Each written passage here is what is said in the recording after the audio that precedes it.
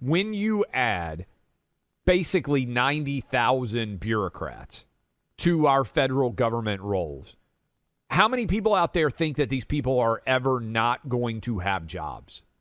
Are we ever going to be able to bring back the IRS to the size that it was prior to this bill being passed? I don't think that we are. And that's the challenge with government and big government growing like it does. Buck, I wish we could just fire half of all federal employees. I think if we fired half of all federal employees, just one stroke of the pen, I don't think the efficiency of our government would change at all. We're never going to get rid of these guys now.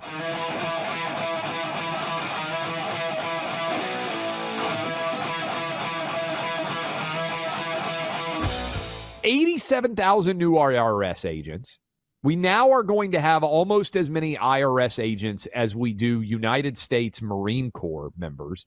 And right in the middle of a recession, with inflation at 9.1%, the Democrats, as we were concerned, and I'll say on this show, Buck, you and I started talking about this months and months ago. Would Democrats try to ram through one last bill right before they were going to lose control of at least the House, maybe the Senate?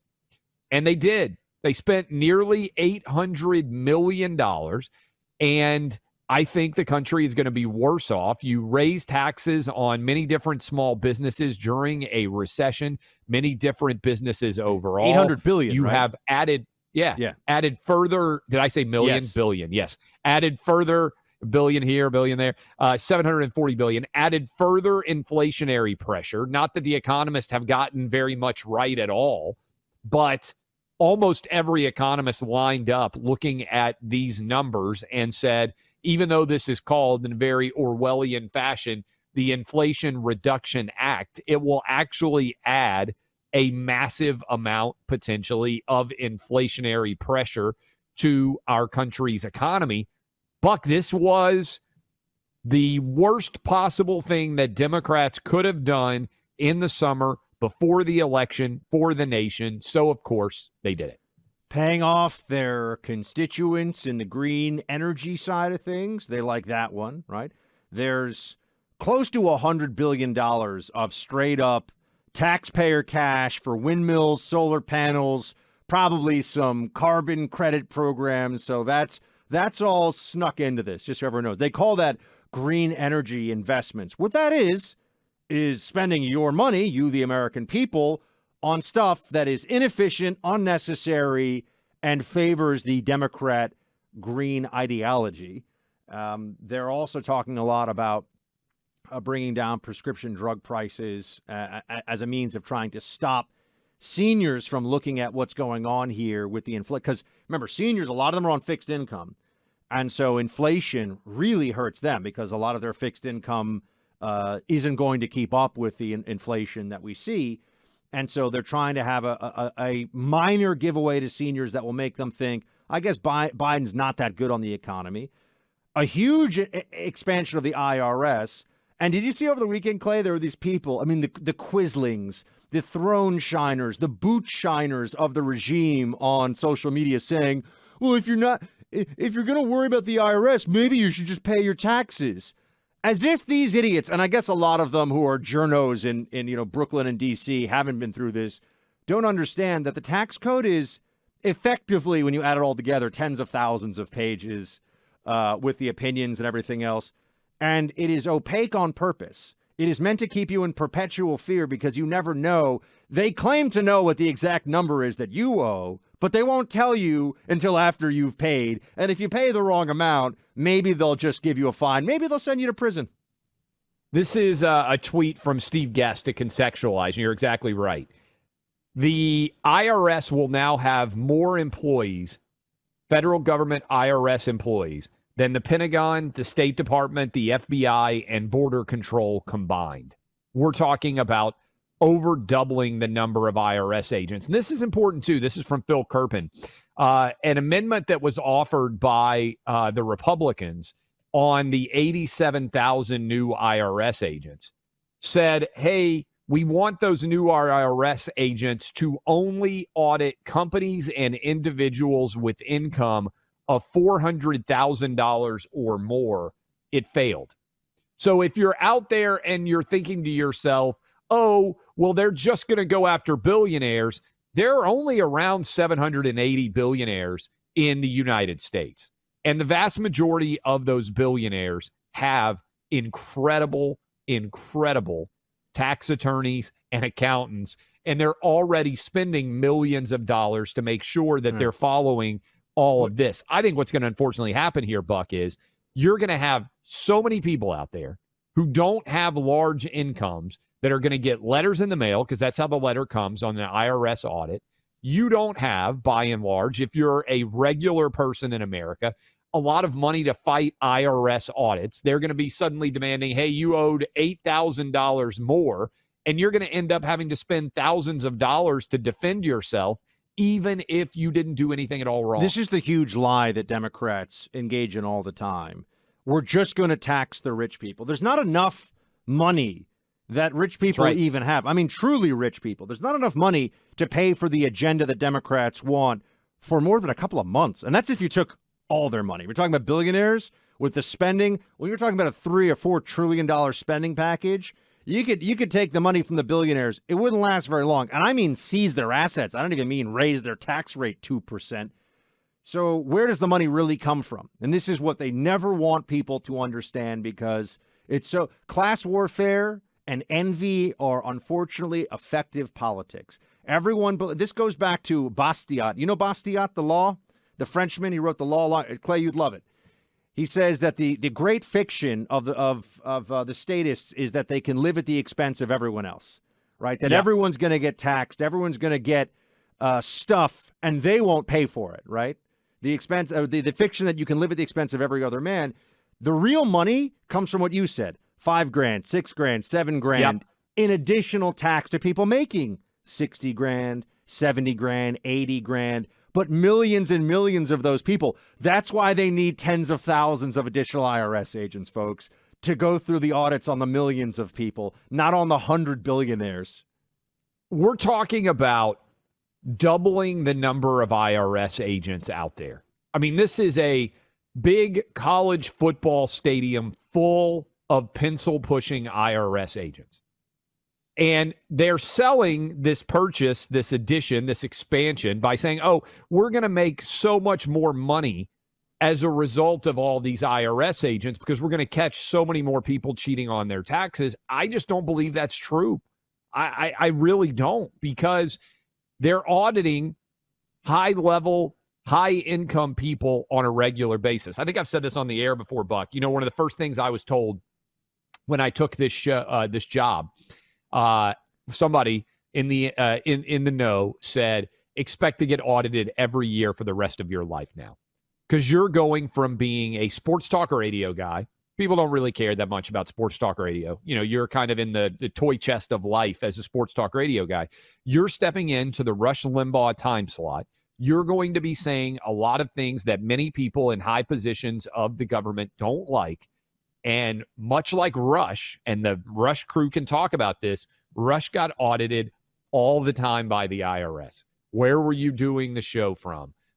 Did you cross that T? Did you dot that I? Because they didn't like what he said. One of the first things I was told was, you're going to get audited every year for the rest of your life. Rush. And there are a lot of people out there listening to us that with 87,000 additional IRS agents are going to find yourselves in the same boat. Rush was audited, Clay, by the state of New York. And Rush talked about this. Obviously, a lot of the audience remembers this from listening to him. 12 years in a row. 12 straight years of audits. And I believe there was a line from then Governor Patterson. Am I right on this one, guys? Where Patterson, when this was brought to his attention that Rush was audited 12 years in a row, said, well, if that would get him to leave the state, I wish we had done it even sooner. That's the governor of the state of New York, folks. I mean, one of the big things that we've learned, and I think it was hammered home more in the Trump era than at any other time in living memory, although remember the Obama administration, Clay, had the lowest learner IRS. I mean, it was in an election year. I mean, yes. Putting their hand on the scale against any organization, any entity that had patriot, liberty, That's right. freedom in the name. If you want to know what the libs really hate, by the way, patriots, people that like liberty, people that like freedom, and they American admitted flag. this was something they would have called a conspiracy, but Lois Lerner, to get ahead of it, said, yeah, so we kind of edited it. And it was meant to suppress Tea Party groups. Why? Because they got their asses kicked in 2010 by the Tea Party. So 2012 rolls around. Guess what? 2011, the IRS all of a sudden is not pushing through these groups, not allowing them to get their tax-exempt status, doing everything. And they say, oh, well, there was no top-down order for this. Does anyone think the authoritarian agents of the IRS needed to be told they'd get a pat on the back for crushing as many Tea Party groups as possible? I don't think so. And as many of you will learn, unfortunately, thanks to this bill being passed, the investigation itself is often the punishment, because the amount of time, energy, and effort that you are going to have to spend responding to these 87,000 IRS agents when an audit arrives on your doorstep is going to be, even if you paid your taxes accurately, and even if you paid where the difference is $1,000 or $800 or something of that nature, you're going to spend far more than that responding to their audit. So we're talking about a default additional tax, irrespective of the tax itself, but the man-hour tax, the accounting tax, the IRS attorney tax that many people out there, and remember, again, I think this is important to emphasize, Republicans tried to say, hey, only people making $400,000 or more, because remember Biden lied and said, hey, if you make $400,000 or more or less, I'll never raise your taxes. Democrats were not willing to say, okay, we're only going to focus on people who make $400,000 or more, because to your point, Buck, they know that the real money, given where incomes are, is in going after the guy who's a small business owner and might have made $125,000 in a year. And they're going to argue, hey, you misidentified one of the details on your tax return. Very, to your point, Buck, one of the most infuriating things out there, people have this idea, if you don't spend a lot of time in the tax code, is that the tax code is a math problem. It's really an accounting art, right? You can have 10 different accountants. You can give them all every bit of paperwork that you have, and they will come up with 10 different amounts that you owe, all of them trying to do the best job that they can. Once your taxes become a little bit complicated, you run a small business, you've got multiple different income streams coming in. I know this. I file my taxes every year, Buck. I sign off on it. I can barely understand. You remember Donald Rumsfeld used to send a letter into the IRS every year. Yeah, that's so where exactly he would right. Say, just to be clear, I have a team of attorneys and accountants looking at this, and I want to state for the record that I do not. You're asking me to say if these are accurate. I think they are, but I do not know. And he did that every year. And Donald Rumsfeld, think what you will about the guy, he's a smart guy. You can be brilliant and not able to follow the tax code. In fact, that's why I've argued for a long time. The Forbes tax cut, tax idea, flat tax, 15%, 12%, whatever the heck he was arguing for on a postcard, it actually does make a ton of sense. All the fair tax fans in the audience are about to hop in your mentions, Clay. Fair tax, not flat tax. It's like you've betrayed them by saying flat tax. But I never know which one I'm supposed to say. I like the fair tax and the flat. I'll take either of them. You know what I mean? I'll take either. I want low taxes, and I want less IRS agents. I think that's a good plan. There are a lot of bad things in this bill, but few are worse than the proposal by Democrats in this bill to double the size of the IRS and create 87,000 new IRS agents. I guarantee you, citizens in every one of our states, if you ask them what do they want, they don't want 87,000 new IRS agents, and they're not being created to audit billionaires or giant corporations. They're being created to audit you.